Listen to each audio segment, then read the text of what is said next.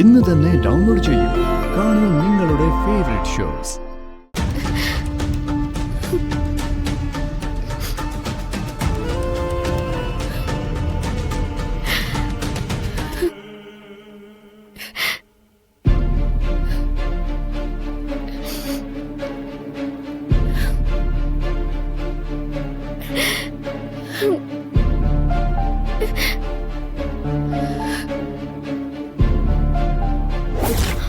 വിക്രമുമായിട്ടുള്ള partnership business വേണ്ടെന്ന് ഞാൻ പറഞ്ഞതല്ലേ.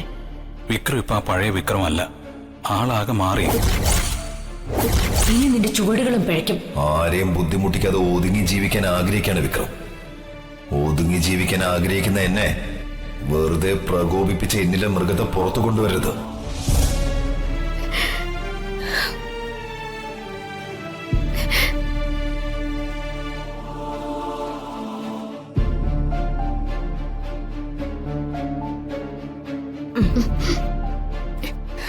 എന്താടി നിന്റെ പേര്?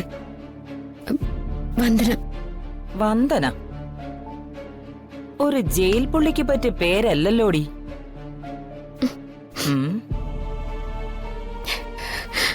നിന്നെ കണ്ടിട്ട് ഏതോ അന്തസ്സുള്ള തറവാട്ടി പിറന്ന പോലെ ഉണ്ടല്ലോ. നീ എങ്ങനെ ഈ നരകത്തിൽ വന്ന് പെട്ടു? എന്താ നീ ചെയ്ത കുറ്റം? മോങ്ങാതെ ചോദിച്ചതിന് ഉത്തരം പറ കൊച്ചേ. എന്താ നീ ചെയ്ത കുറ്റം? മയക്കുമരുന്ന് കേസോ? മയക്കുമരുന്ന് കേസോ?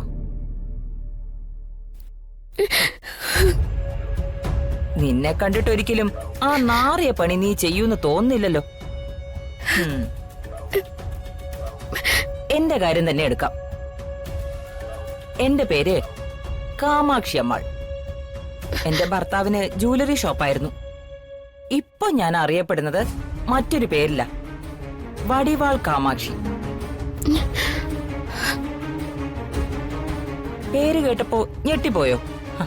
എന്നാ ഞാൻ ചെയ്ത കുറ്റകൃത്യം കൂടെ കേൾക്കുമ്പോ നീ ഒന്നുകൂടി ഞെട്ടും. എടാ, നീ ലക്ഷ്യം സാധിച്ചെങ്കിൽ അത് ആനന്ദവല്ലിക്ക് സന്തോഷമുള്ള കാര്യല്ലേ? അല്ല, എന്ത് ലക്ഷ്യം നീ സാധിച്ചതെന്ന് പറ, കേക്കട്ടെ.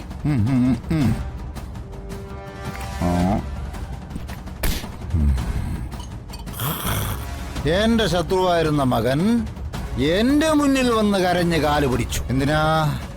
അവന്റെ ഭാര്യയെ ജയിലിൽ നിന്ന് മോചിപ്പിക്കണമെന്ന്. അത് എന്നിലെ പിതാവിന്റെ വിജയം മാത്രമല്ല, എന്നിലെ രാഷ്ട്രീയക്കാരന്റെ വിജയം കൂടിയാണ് ചേച്ചി. ഭാര്യയെ രക്ഷിക്കുന്നതിനൊരു ഉപാധിയായി ഞാനൊരു കീറാമുട്ടിയും അവന്റെ മുന്നിലേക്ക് ഇട്ടുകൊടുത്തു. വിവാഹമോചനം. ഇന്നത്തെ സാഹചര്യത്തിൽ വന്ദനയെ മോചിപ്പിക്കാൻ ജഗന് ആശ്രയിക്കാവുന്ന ഒരേ ഒരു വ്യക്തി ഈ കരുണാകർ കുറുപ്പാണ്. അതായത് ചേച്ചിയുടെ ഈ അരുമ സഹോദരൻ മാത്രമാണെന്ന് അവനറിയാം. പക്ഷേ എന്നെ സ്ത്രീധന കേസിൽ കുടുക്കി അപമാനിച്ച വന്ദന വിവാഹമോചനം നടത്താതെ പുറത്തു വരാൻ ഞാൻ സമ്മതിക്കില്ല.